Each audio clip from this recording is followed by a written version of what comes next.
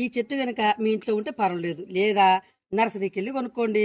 Nursery కూడా లేదనుకోండి, ఎవరింట్లోనే ఉంటే గోడదింకైనా సరే ఇంత కొమ్మ ఇట్లా ఎరగ తీసుకొని వచ్చి నీళ్ళు పోసి పెట్టిరనుకో కటక్కన కరుచుకుంటుంది, చెట్టు అవుతుంది. అదేం చెట్టు అని మీరు అనుకుంటురా? ఇదిగో చూడండి ఒకసారి మలబార్ చెట్టు చూడండి, కాయలు మాత్రం గుత్తులు గుత్తులు కాస్తుంది. పై మందు లేదు, కింద మందు లేదు, ఏం లేదు. చూడండి నల్ల ద్రాక్ష పండ్లలాగా ఎట్లున్నాయో గుత్తులు గుత్తులు.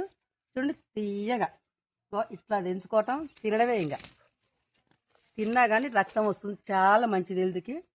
చూడండి పులుపు ఉంటుంది, తీపి ఉంటుంది, ఇందులో అన్ని గుణాలు కలిగిన చెట్టు. ఇంత కొమ్మైనా చాలండి, కనీసం జానకి పైన ఉంటే చాలు. ఇంత మందం చూడండి, ఒక్కసారి గుత్తులు గుత్తులు ఎట్ట కాసిందో చూడండి. ఒకసారి కాయ ఎప్పుడు కాస్తనే ఉంటుంది, 24 గంటలు. ఈ కాయ అయిపోగానే మళ్ళీ కాయ వస్తుంది. కాయ ఇంతగానో ఏ కాయలు కాస్తుంది చెప్పండి? పెట్టుబడి లేని కాయలు మనం కొనుక్కోవాల్సిన అవసరం లేదు. ఒక్క చెట్టు ఉంటే చాలు. చెట్టు కింద నీడు ఉంటుంది మనకి, చెట్టు లాగా ఉంటుంది ఇంట్లో. కాబట్టి ప్రతి ఒక్కరు ఎక్కడ దొరికినా సరే కొంచెం కొమ్మైనా సరే తెచ్చి పెట్టుకోండి. సరేనా మరి? ఉంటా. Bye bye.